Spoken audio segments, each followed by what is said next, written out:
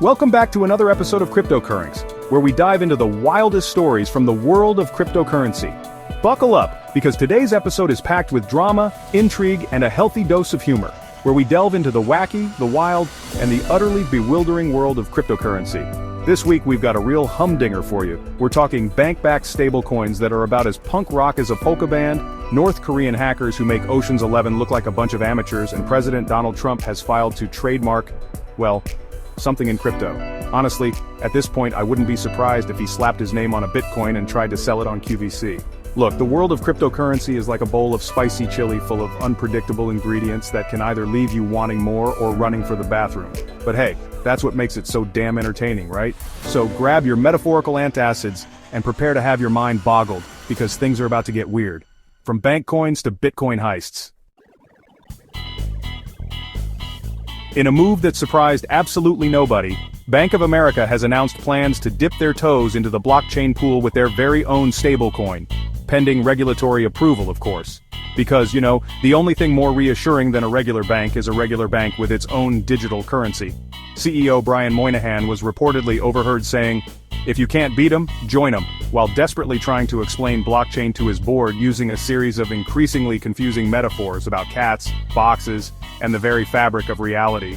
But let's be honest, a bank-backed stablecoin is a bit like a vegan steak, technically possible I guess, but fundamentally missing the entire point. It's like trying to make a tofu burger taste like a Big Mac. You can try all you want, but in the end it's just not going to have that same satisfying greasy goodness. And by greasy goodness I mean the decentralized, anti-establishment ethos that drew so many people to cryptocurrency in the first place.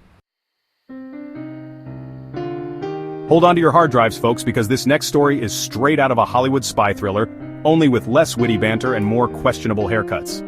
The FBI has accused North Korea of masterminding a $1.5 billion heist from the cryptocurrency exchange Bybit, because apparently, funding a nuclear program requires some serious side hustles.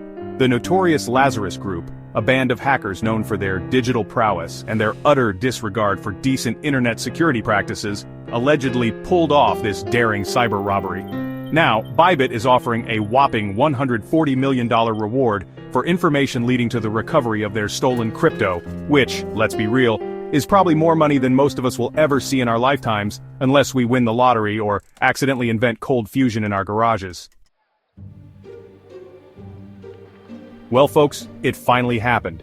The man who once tweeted that he loves the poorly educated has set his sights on the complex world of cryptocurrency.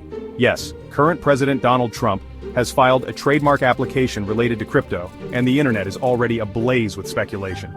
Some are predicting a new line of Trump coins because of course he would, while others envision a reality TV show where contestants compete to mine Bitcoin in the swamps of Florida, with the loser getting exiled to Mar-a-Lago.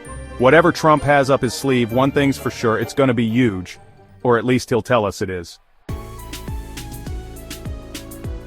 Chapter 4, the White House Crypto Summit, Art of the Blockchain Deal. Get ready to dust off your fanciest suit and practice your best handshake because President Trump is hosting the first ever White House Crypto Summit. That's right folks, on March 7th, the world's most powerful leaders, tech titans, and, let's be honest, probably a few confused tourists who took a wrong turn on their way to the Smithsonian, will gather to discuss the future of digital assets. One can only imagine the conversations that will transpire. Will someone ask the president how to regulate meme coins? Will he suggest building a wall around them? Will anyone mention the irony of a man who built his empire on real estate embracing a decentralized digital currency? Only time will tell, but one thing is certain, this event is going to be must-see TV. Chapter 5. XRP, the little cryptocurrency that could, maybe, well, butter my biscuits and call me a blockchain bandit. It seems like XRP, the native cryptocurrency of Ripple, might have a secret weapon up its sleeve. Experts are suggesting that financial institutions across the United States already have the infrastructure in place to utilize XRP. It's like finding out you've had a teleportation device in your basement this whole time. You just never bothered to read the instruction manual. Meanwhile, in the land of the rising sun, Japan's top Bitcoin exchange is gearing up to launch XRP derivatives trading, proving once again that when it comes to cryptocurrency, Japan is basically living in the year 3023 while the rest of us are still trying to figure out how to use Zoom. Chapter 6. BRICS, Nations, Building a Blockchain Fortress. The BRICS nations, Brazil, Russia, India, China, and South Africa, are at it again, folks. This time they're shaking things up in the financial world by developing brand spanking new payment systems set to launch in 2025. Analysts are predicting this move could disrupt the global financial landscape more than a rogue Roomba let loose in the New York Stock Exchange. The upcoming BRICS summit this summer is expected to shed more light on these developments, assuming the delegates can agree on something other than whether to order pizza or Chinese takeout for lunch. You know how these international summits go. Chapter 7. Bitcoin, Power to the People and Their Panicking Portfolios. In a victory for decentralization that would make Satoshi Nakamoto, the elusive creator of Bitcoin, shed a proud digital tear, a whopping 70% of all Bitcoin is now owned by individual investors. That's right, folks, the people have spoken, and they've spoken in the language of ones and zeros. This milestone suggests that Bitcoin is actually living up to its original promise of being a true, peer-to-peer currency, free from the shackles of big banks and government control. Of course, it also means that 70% of Bitcoin holders are now frantically checking their wallets every 5 minutes, praying they didn't accidentally send their life savings to a defunct pizza parlor's Bitcoin address back in 2010. Chapter 8. States and Bitcoin, a love story or a recipe for disaster. Hold on to your cowboy hats, folks, because the Wild West of crypto is about to get even wilder. Rumors are swirling that individual US states might start hoarding Bitcoin like it's going out of style, marking a seismic shift in fiscal policy that has economists either scratching their heads in confusion or frantically updating their resumes. Oklahoma is leading the charge with its Strategic Bitcoin Reserve Act, which is nearing a final vote. This has led many Oklahomans to wonder if they'll soon be receiving their tax refunds in Satoshis, the smallest unit of Bitcoin. Critics argue that this move is riskier than trying to parallel park a school bus on a tightrope, but supporters believe it's a bold leap into the future of finance. Chapter 9. Crypto millionaires and the bodyguard boom. In news that surprises absolutely no one, the world of cryptocurrency, where fortunes are made and lost faster than you can say blockchain, is attracting some unwanted attention. Following a string of high-profile kidnappings and extortion attempts targeting crypto elites, those who struck it rich in the digital gold rush are now beefing up their security faster than you can say Satoshi's secret stash. This trend highlights the unique risks that come with holding digital assets. After all, it's much harder to stuff a hardware wallet full of Bitcoin into a duffel bag than it is to make off with a suitcase full of cash. So, remember folks, when it comes to crypto security, not your keys, not your cheese. And by cheese I mean millions of dollars in digital currency. Chapter 10. Meme coins, the SEC gives a pause up, sort of. In a move that surprised meme-loving millennials and confused their grandparents in equal measure, the SEC has finally weighed in on the great meme coin debate. And the verdict is, well, it's complicated. The SEC has declared that most meme coins, those digital assets inspired by internet jokes and fueled by the hopes and dreams of Redditors worldwide, are not considered securities.